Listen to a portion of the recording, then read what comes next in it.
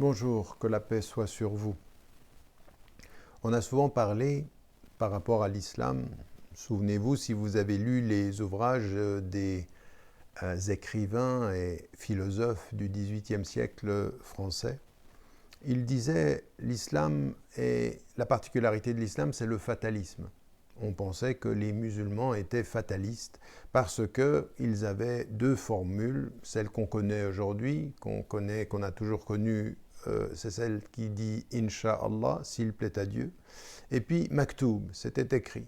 Et entre le Maktoub, c'était écrit, et Inch'Allah, s'il plaît à Dieu, eh bien, les musulmans donnaient l'impression à ceux qui les voyaient de l'extérieur qu'ils développaient une conception fataliste de la vie. Il arrive ce qu'il arrive et puis nous n'avons pas à intervenir ou à changer les choses. Et en face de cette position, qui était une position critique, ça expliquait pour beaucoup au XVIIIe siècle, de ceux qui étaient extérieurs à l'islam, ça expliquait le fait que les musulmans ne réfléchissaient pas de façon libre ou ne pouvaient pas avoir un développement scientifique tout à fait particulier. Tout ça, c'était des choses que l'on entretenait. Et les musulmans, par rapport à ceci, ont répondu de façon pas toujours très adroite et très juste que non, il n'en était rien, que l'islam n'était pas fataliste, qu'il ne faut pas l'être, sans pouvoir expliquer en quoi justement la particularité de notre tradition nous dit deux choses. Elle nous dit deux choses et sans perdre du temps à répondre à ceux qui font de nous des fatalistes, et c'est vrai quand même, il faut le reconnaître, qu'il y a certaines musulmanes et certains musulmans qui versent un tout petit peu dans cette attitude fataliste. Bon, il en est ainsi, et puis puisqu'il en est ainsi, il n'y a rien à faire, donc on a cette attitude-là. Et puis on a une autre attitude qui est le fait de ne pas tenir compte de ce que Dieu peut décider pour nous. On a les deux extrêmes. La voie médiane, la voie qui va tenir en équilibre ces deux perspectives, il est essentiel que nous la comprenions de l'intérieur sans perdre du temps à ceux qui nous pensent fatalistes et sans perdre du temps avec ceux qui sombrent dans l'inconscience de l'ordre, dans l'inconscience de la volonté du divin. Dans cet équilibre-là, il y a quelque chose que nous devons nourrir, comprendre et faire fleurir en nous par rapport à l'ordre du réel. La première des choses c'est autant l'acceptation de son destin que la responsabilité de l'action dans la vie. Ce sont ces deux éléments-là de l'équilibre qu'il faut marier. Et il faut les marier avec une conscience profonde. Première des choses, et vous voyez que ça va même dans l'ordre de la révélation. La révélation, quand elle vient au prophète, que la paix et la bénédiction de Dieu soient sur lui, quand elle vient à lui, elle lui dit « observe autour de toi ». Observe autour de toi cet ordre tel qu'il est. Observe la nature, observe le soleil, observe la lune, observe la nuit, observe le jour, au point que le prophète, on a pleuré pendant toute une nuit parce qu'on lui disait tout ceci c'est l'ordre du divin. Et ceci, tu ne le changeras pas. Donc il faut que tu l'acceptes. Il faut que tu acceptes que dans l'ordre de la réalité cosmique, eh bien, tu es un élément qui va entrer dans cet ordre-là et qui ne le changera pas. C'est l'ordre que Dieu a voulu, c'est l'ordre que tu dois respecter, c'est l'ordre que tu dois chérir, c'est l'ordre que tu dois préserver. Cette vision de l'ordre, elle va être nécessaire pour ramener la conscience du prophète et de toute sa communauté à la conscience du rôle et du statut que chacun aura dans cet ordre-là. Et ce statut, il est encore une fois lié à deux choses. La première, c'est que tu fais partie de cet ordre, un peu comme le rappelaient les traditions chinoises du bouddhisme chinois auparavant, tu as ta place dans le tout.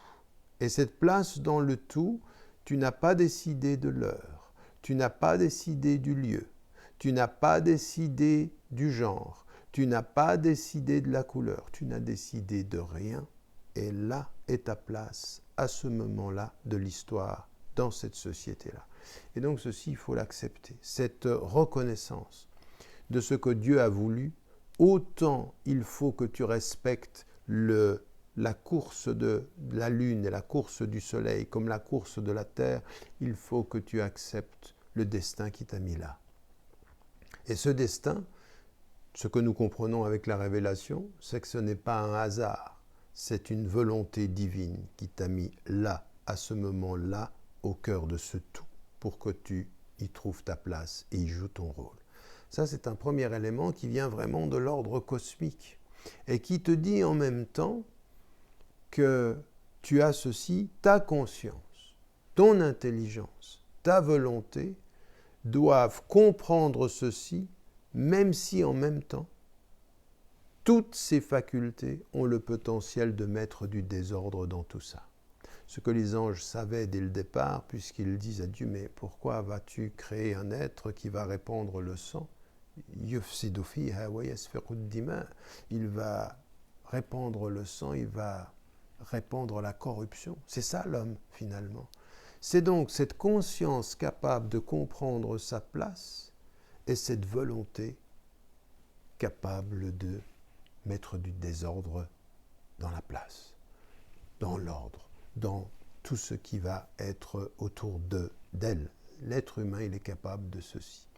Et ceci dans une volonté d'arrogance sur les traces de l'image diabolique du Coran, d'Iblis, Ana khayrun minhu, je suis meilleur, donc l'arrogance, ou dans l'inconscient, c'est-à-dire de tous ceux qui ne croient pas, ou dans la volonté de l'exploitation, comme tous les dictateurs, à l'image de Pharaon.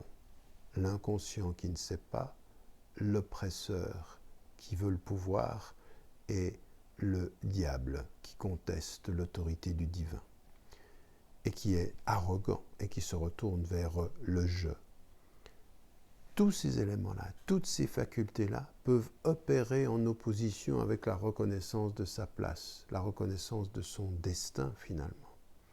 Et c'est là où il va nous être donné de travailler spirituellement. Parce qu'autant notre conscience, dès qu'elle reçoit la révélation, comprend sa place, autant notre intelligence et notre volonté veulent plus que leur place, veulent davantage, toujours, au risque du désordre, au risque de l'arrogance, au risque d'un pouvoir qui n'a pas de limite. Et c'est là que commence le travail de la spiritualité. C'est vrai par rapport au pouvoir, comme c'est vrai par rapport à l'épreuve. Et ça, c'est important de le comprendre.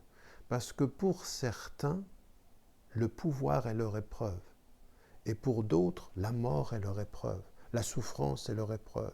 La séparation est leur épreuve. C'est l'épreuve qui va permettre de savoir si nous acceptons ou non notre destin.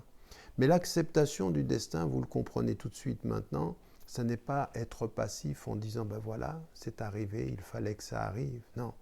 Qu'ai-je fait de ma conscience, de mon intelligence, de ma volonté dans ce monde pour être en accord avec l'ordre et ne pas répandre le désordre? C'est-à-dire, de ce point de vue, comprendre qu'il y a effectivement la compréhension que l'acceptation de son destin dans la tradition musulmane, c'est agir pour rester et trouver sa place.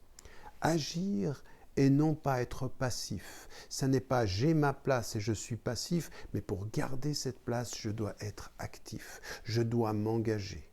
Et avant de dire Inch'Allah, comprendre, comme le prophète, paix et bénédiction, l'a dit un jour à un bédouin qui lui demandait est-ce que je dois attacher ma chamelle ou est-ce que je peux la laisser aller puis le destin me la gardera. Il dit attache ta chamelle. C'est-à-dire attache ta chamelle. Il faut attacher sa chamelle. C'est-à-dire qu'il faut, pour garder sa place, agir. Et ensuite, quand on a fait tout ce qui est en son pouvoir, on dit Inch'Allah. Dieu fera ce qu'il veut, j'ai fait ce que je peux. Et donc il y a cet équilibre-là entre je dois agir pour être à la hauteur de la place que Dieu m'a donnée dans ce tout. Deuxième des éléments, dans le fait d'avoir dit Inch'Allah, de savoir que quoi qu'il arrive finalement, moi je dois être conscient de ma liberté avant. Et je dois agir. Et je dois agir pour mieux croire. Et je dois agir pour répandre le mieux, le bien, la paix, la reconnaissance, la dignité. Je dois faire tout ceci. Et il se trouve que dans la vie, il y aura des épreuves. Pour certains, ce sera l'épreuve d'avoir le pouvoir. Pour d'autres, comme je l'ai dit, c'est l'épreuve de perdre un être aimé. C'est à ce moment-là de voir qu'il y a une séparation et la mort. Et à ce moment-là, on comprend le sens du maktoub. Maktoub, c'est toujours la conscience de l'ordre après l'événement. Inch'Allah, c'est toujours la conscience de la responsabilité avant l'événement. Et ça n'a rien à voir avec le fatalisme. Au contraire, c'est de savoir son ultime responsabilité et les limites de son pouvoir. C'est quelqu'un qui n'est pas fataliste en disant « je ne peux rien », mais quelqu'un qui sait qu'il peut sans qu'il puisse dire « je peux tout », puisqu'il y a un ordre qui le dépasse. Dans cette réalité, nous comprenons que faire corps à son destin demande une façon de voir le monde, une compréhension de l'ordre des choses et une assimilation de ses responsabilités. Nous continuerons ensuite face aux épreuves qui peuvent être pour comprendre comment finalement, après qu'on ait su que ce qui nous est arrivé devait arriver, comment on fait pour en tirer un enseignement et de comprendre que tout ce qui nous arrive n'est pas destiné à nous détruire. Et tout ce qui nous arrive, comme disait Nietzsche, n'est pas destiné à nous rendre plus forts. Nietzsche disait « ce qui ne nous tue pas ne nous rend plus forts ». La tradition musulmane dit « ce qui ne te tue pas devrait te rendre plus conscient ». Et ce n'est pas forcément être plus fort, mais être plus juste et plus cohérent. Voilà, n'oubliez pas de dire à ceux que vous aimez que vous les aimez. La vie est fragile.